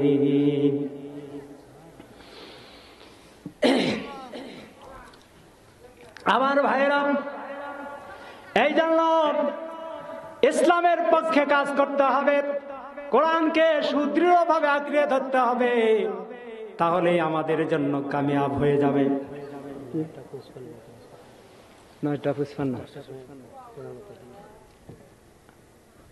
আচ্ছা জি 31 বাজে, ঠিক আছে আলহামদুলিল্লাহ। আমি নির্ধারিত সময় শেষ করব, 1 মিনিট বা সেকেন্ড আমি অতিবাহিত হব না ইনশাআল্লাহ। নির্ধারিত সময় আলোচনা করব। আমার ভাইয়েরা, আল্লাহ রাব্বুল আলামিনের রজ্জুকে যদি দৃঢ়ভাবে আঁকড়িয়ে ধরতে পারি, তাহলে আল্লাহ রাব্বুল আলামিন আমাদের জন্য পরকালেও আমাদের জন্য আমাদের একটা উজ্জ্বল নূরের ব্যবস্থা করবেন। সকলে বলে আল্লাহুম্মা আমিন। আর যারা কোরআনের পক্ষে থাকবে না, কোরআনকে সুদৃঢ়ভাবে আঁকড়িয়ে ধরবে না, তাদের জন্য ইহকালীন শাস্তি এবং পরকালীন গজব রয়েছে, যেরকম ঠিক কিনা? আল্লাহ রাব্বুল আলামিন বলেছেন, ওয়ামান আ'রাদা আন যিকরি ফাইন্না লাহু মাঈশাতান দানকা ওয়া নাহশুরুহু ইয়াওমাল কিয়ামাতি আ'মা।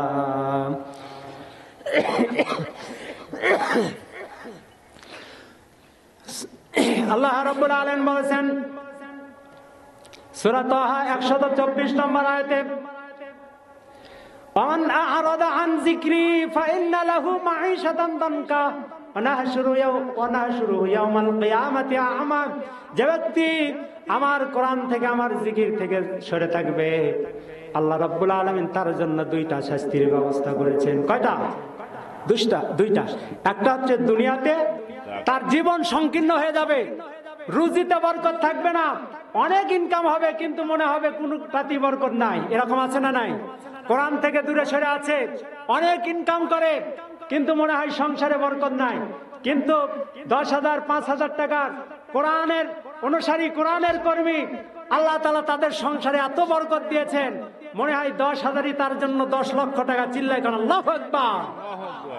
এটা হচ্ছে কোরআন অনুসরণ না করলে দুনিয়াতে তাদের রুজি সংকীর্ণ হয়ে যাবে, আর আখিরাতে তাদেরকে অন্ধ হিসাবে অন্ধ করে আল্লাহ জাহান্নামে হাসরের দিনে উপস্থিত করবেন। ক্বালা লিমান হাশারাতানি আ'মা ওয়া ক্বাদ কুনতু বাসীরা। যেরকম আল্লাহু আকবার। তারা বলবে, রব্বুল আলামিন, আমরা তো দুনিয়াতে চক্ষুষ্মান ছিলাম, আমাদের চোখ ছিল, কিন্তু আজকে আমাদেরকে কেন অন্ধ করে উপস্থিত করলে? আল্লাহ রব্বুল আলামিন বলবেন যে, ক্বালা কাযালিকা আতাতকা আয়াতুনা ফানাসিতাহা।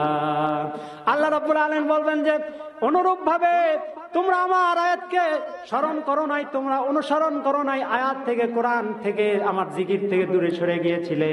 সুতরাং আজকেও আমি তোমাদের কাছ থেকে দূরে সরে গেলাম। অর্থাৎ তোমরা যেমন কোরআনকে তোমাদের কাছ থেকে আলাদা করে রেখেছিলে, আজকে অনুরূপ ভাবে আমি তোমাদের কাছ থেকে ডিভাইডেড, পার্থক্য হয়ে গেলাম। ক্বালা কাযালিকা উনসা। আল্লাহ বলবেন, অনুরূপ ভাবে আমিও তোমাদেরকে ভুলে গেলাম। জোরে কর নাউযুবিল্লাহ। তাহলে কোরআন অনুসরণের দরকার আছে না নাই?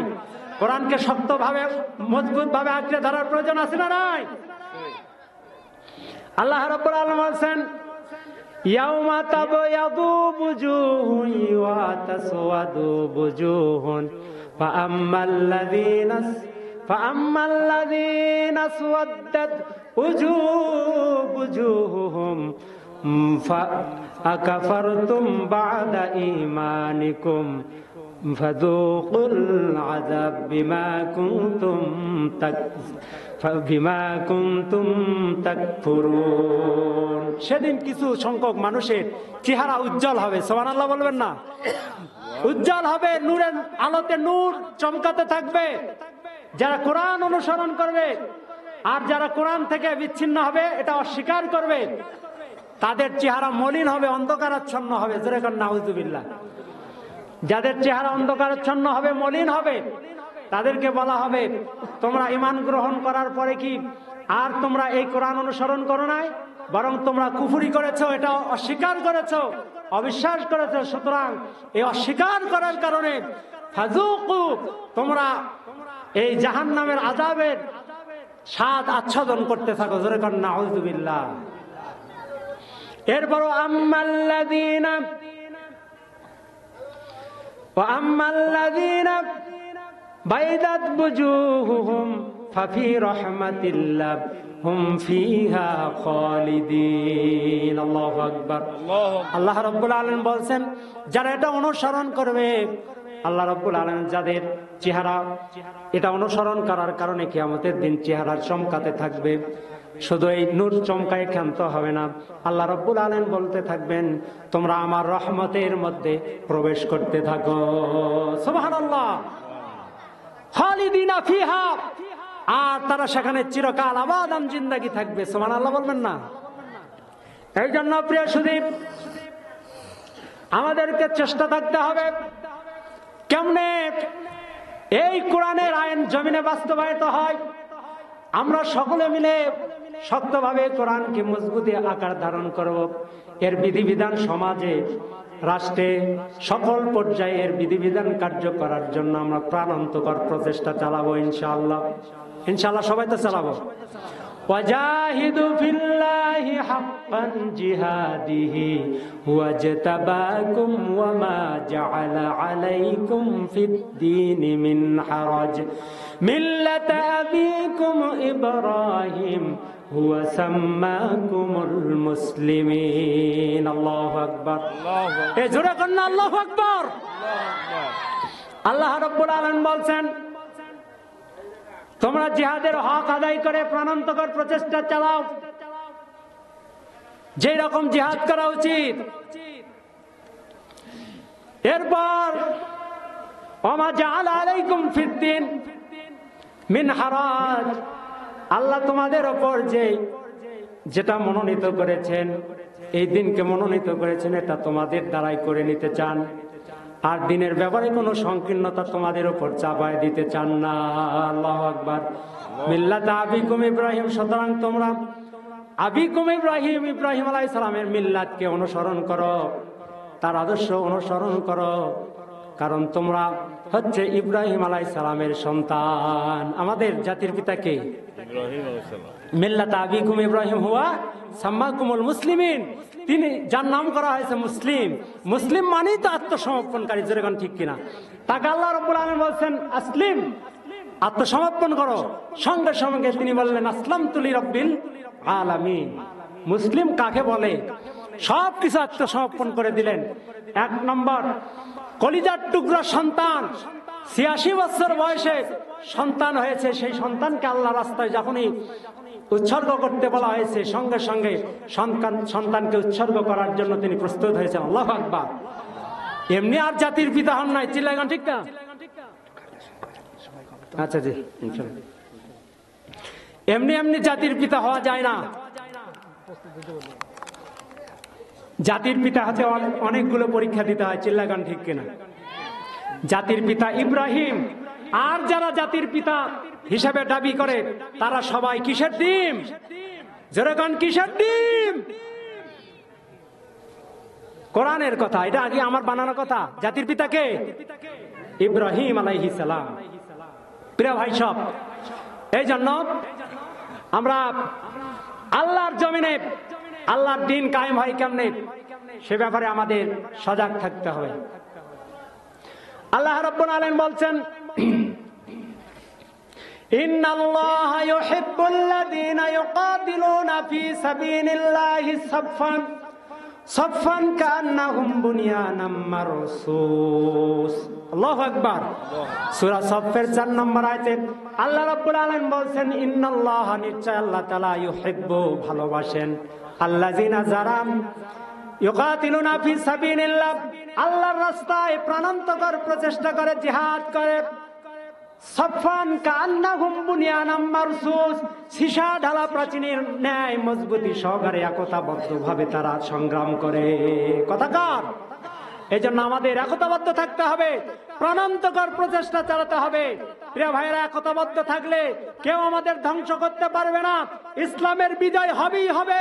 যেমন এক আবু সাইদকে মারার পর লক্ষ আবু সাইদ তৈরি হয়েছে, এক আল্লামা দিলওয়ার হোসেনকে শহীদ করে দেওয়ার পর বাংলাদেশে হাজার হাজার সাইদির উত্তরসূরি তৈরি হয়েছে। চিল্লাই কোন ঠিক কিনা? ইসলামের আলোকে, কোরআনের আলোকে কখনো স্তব্ধ করা যাবে না। এটা একটা আগুনের মতো, যতই ফু দিবেন তবুই দামিয়ে উঠবে। চিল্লাই কোন ঠিক কিনা? চারা বীজের মতো আপনি মাটিতে গেড়ে দেবেন এটা নিশ্চিহ্ন করে দেওয়ার জন্য, কিন্তু কাণ্ডুলে এটা মাটি ভেদ করে ওপর দিকে গজাতে থাকবে। চিল্লাই কোন ঠিক কিনা? আমার ভাইরা, এই জন্য আল্লাহর রাস্তায় জীবন দিতে হবে। প্রস্তুত আছেন সবাই? আল্লাহর রাস্তায় সম্পদ দিতে আছে, প্রস্তুত আছেন সবাই? কে কে রাজি আছেন? দু হাত তুলে আল্লাহ তাআলাকে দেখান। আল্লাহ রাব্বুল আলামিন বলছেন, ইয়া আইয়ুহাল্লাযীনা আমানু হাল আদুল্লুকুম আলা তিজারাতিন তুনজিকুম মিন আযাবিন আলিম তু'মিনুনা বিল্লাহি ওয়া রাসূলিহি ওয়া তুজাহিদুনা ফী সাবিলিল্লাহি বিআমওয়ালিকুম ওয়া আনফুসিকুম যালিকুম খায়রুল লাকুম ইন কুনতুম তা'লামুন। আল্লাহু আকবার। আল্লাহু আকবার। হে ইমানদারগণ, বিশ্বাসীগণ, আমি কি তোমাদের এমন একটা ব্যবসার কথা শিখাবো না? অবশ্যই শিক্ষা দেব, বা অবশ্যই একটা ব্যবসার সন্ধান তোমাদেরকে দেব। যেই ব্যবসার পুঁজি হচ্ছে 4টা। একটি হচ্ছে তুমিনুনা বিল্লাহ ওয়া রাসূলিহি ওয়া তুজাহিদুনা ফী সাবিলিল্লাহি বিআমওয়ালিকুম ওয়া আনফুসিকুম। 1 নম্বর পুঁজি হচ্ছে আল্লাহর উপর বিশ্বাস, তুমিনুনা বিল্লাহ ওয়া রাসূলিহি, রাসূলের প্রতি দৃঢ় বিশ্বাস, এবং নিজের জান আল্লাহর রাস্তায় উৎসর্গ করতে হবে। আর 4র্থ নম্বর পুঁজি হচ্ছে আল্লাহর রাস্তায় সম্পদ ব্যয় করতে হবে। যদি এটা করতে হয়, তা আল্লাহ তাআলা বলতেছেন, যালিকুম খায়রুল লাকুম ইন কুনতুম তা'লামুন, এটাই তোমাদের জন্য উত্তম কল্যাণ যদি তোমরা অনুধাবন করতে পারো। সুবহানাল্লাহ বলবেন না? শুধু তাই নয়, ومساكين طيبة في جنة عدن ذلك الفوز العظيم। الله أكبر। তোমাদেরকে এমন জান্নাত দান করব যে জান্নাতের নিজ দেশ দিয়ে নহর প্রবাহিত। জোরে বলেন সুবহানাল্লাহ। সেখানে তারা চিরকাল আবাদান জিন্দেগি থাকবে। এই জন্য শুধু আল্লাহর রাস্তায় আমাদের জীবন দিলেই চলবে না, সম্পদেরও প্রয়োজন আছে। চিল্লাই কোন ঠিক কিনা? অর্থনৈতিক সব কিছুর প্রয়োজন আছে। আল্লাহর জমিনে আল্লাহর দ্বীন বাস্তবায়নের জন্য শুধু বীর মুজাহিদ থাকলেই হবে না, সম্পদও ব্যয় করতে হবে। বীর বেশে আমাদের বের হতে হবে, নিজের জান এবং মাল উভয়টি আল্লাহর কাছে কুরবান করতে হবে। ইন্নাল্লাহ আশতারা মিনাল মুমিনিনা আনফুসাহুম ওয়া আমওয়ালাহুম বিআন্না লাহুমুল জান্নাহ। আল্লাহু আকবার। আল্লাহ রাব্বুল আলামিন বলেন, আমি মুমিনের জান এবং মাল খরিদ করে নিয়েছি, বিনিময় দিয়েছি জান্নাত। সুবহানাল্লাহ। আল্লাহ আমার জান এবং মাল খরিদ করে নিয়েছেন, বিনিময়ে কি দিয়েছেন? জান্নাত। যদি আমরা জান এবং মাল আল্লাহ তাআলাকে দিতে পারি, তার বিনিময়ে আমরা আল্লাহর পক্ষ থেকে জান্নাতের আশা করতে পারি। কথাকার? তাহলে আল্লাহর রাস্তায় দান করতে হবে। রাজি আছি মুসলমান? জীবন দিতে হবে। এরপর চেষ্টা করতে হবে একবার জানের সাথে যাতে মালও ব্যয় করতে হবে। কারণ অনেকে যে সশরীরে জিহাদের ময়দানে উপস্থিত হতে চায়, কিন্তু মানে কথা যখন বলা হয় অনেকের গরিমসি এসে যায়, ঠিক কিনা? সবাই যে এমন তা না, 2-4 জন এরকম আছে না নাই? আল্লাহ রাস্তায় টাকা উৎসর্গ করতে চায় না। আল্লাহর পথে যে রকম জান দেওয়ার কথা বলা হয়েছে, মাল দিতেও এরকম অনুরূপ কথা বলা হয়েছে। যেখানে জানের কথা সেখানেই মালের কথা, ঠিক কিনা? এখানে অনেক হাফিজে কোরআন আছেন, আল্লাহ তাআলা যেখানেই মালের কথা সেখানেই জানের কথা বর্ণনা করেছেন। সুতরাং একটি আরেকটি ওতপ্রোতভাবে জড়িত। সুতরাং একটি দিয়ে আল্লাহর জান্নাত কায়েম করা যাবে না, দুটাই দিতে হবে যখন যেটা প্রয়োজন। এখন যদি আপনার কাছ থেকে অর্থের প্রয়োজন হয়, আল্লাহর রাস্তায় অর্থ দিয়ে দিবেন, যার যেরকম সুযোগ। আল্লাহ রাব্বুল আলামিন বলছেন, মাসালুল লাযিনা ইউনফিকুনা আমওয়ালাহুম ফি সাবিলিল্লাহ কামাসালিল হাববাতি আনবাতাত সাবআ সানাবিলা ফি কুল্লি সুমবুলাতিন মিআতু হাব্বা ওয়াল্লাহু ইউদাঈফু মান ইয়াশা আল্লাহু ওয়াসিউন আলীম। আল্লাহু আকবার। আল্লাহ রাব্বুল আলামিন বলছেন, যারা আল্লাহর রাস্তায় দান করে, এই দানকে এমন এক ফসলের সাথে তুলনা করা হয়েছে যা জমিনে বপন বা রোপণ করলে তা থেকে একটি সরা জন্মে, আর প্রতিটি সরা থেকে 60টি ফসল জন্মে, আর প্রতিটি সরা থেকে 100টির বেশি ফসল উৎপন্ন হয়। চিল্লায় কোন ঠিক কিনা? একটি ধানের বীজ বপন করি আমরা কাছলাতে, ওখান থেকে উঠায় নিয়ে যে যখন আমরা বপন করি, সেই গাছ থেকে, এক ধানের গাছ থেকে অসংখ্য ডালপালা বের হয় না? ডালপালা বের হয়ে দেখা যায় অন্তত এক ধান থেকে 7টা থোপা বের হয়, আর প্রতিটা থোপা থেকে একটা শীষ যে বের হয়, এটা অন্তত 100টার বেশি দানা থাকে। চিল্লাইকন ঠিক কে? আপনি গুনে দেখবেন, আপনি পরিকল্পনা করার আগেই আল্লাহ ঘোষণা করছেন এগুলোতে যত সওয়াব আছে, অর্থাৎ যেরকম আমি 1 থেকে 7 থেকে 100 আমি যারা আল্লাহর রাস্তায় দান করে তাদেরকে এর চাইতেও বেশি দান করে থাকি। সুবহানাল্লাহ কোন? আমার ভাইরা, এই জন্য আল্লাহ রাস্তায় দান করতে হবে। আল্লাযীনা ইউনফিকুনা ফিস সাররাই ওয়াদ দাররাই ওয়াল কাযিমিনাল গায়যা ওয়াল আফিনা আনিন নাস আল্লাহু ইউহিব্বুল মুহসিনিন। আল্লাহু আকবার। যারা স্বচ্ছ অবস্থায় দান করে, অস্বচ্ছ অবস্থায় দান করে। আজকে আপনার স্বচ্ছ আছে, কালকে স্বচ্ছতা না থাকতে পারে, ঠিক কিনা? এ কথা বলেন, ঠিক কিনা? আর যাদের স্বচ্ছতা নাই তারাও দান করবে। কথা কার? যারা স্বচ্ছ অবস্থায় দান করে, যারা অস্বচ্ছ অবস্থায় দান করে, যারা রাগকে কন্ট্রোল করে, যারা মানুষকে ক্ষমা করে, আল্লাহ ইউহিব্বুল মুহসিনিন, এই সকল বান্দাদেরকে আল্লাহ তাআলা ভালোবাসেন। সুবহানাল্লাহ বলবেন না? এই জন্য আল্লাহর রাস্তায় দান করতে হবে।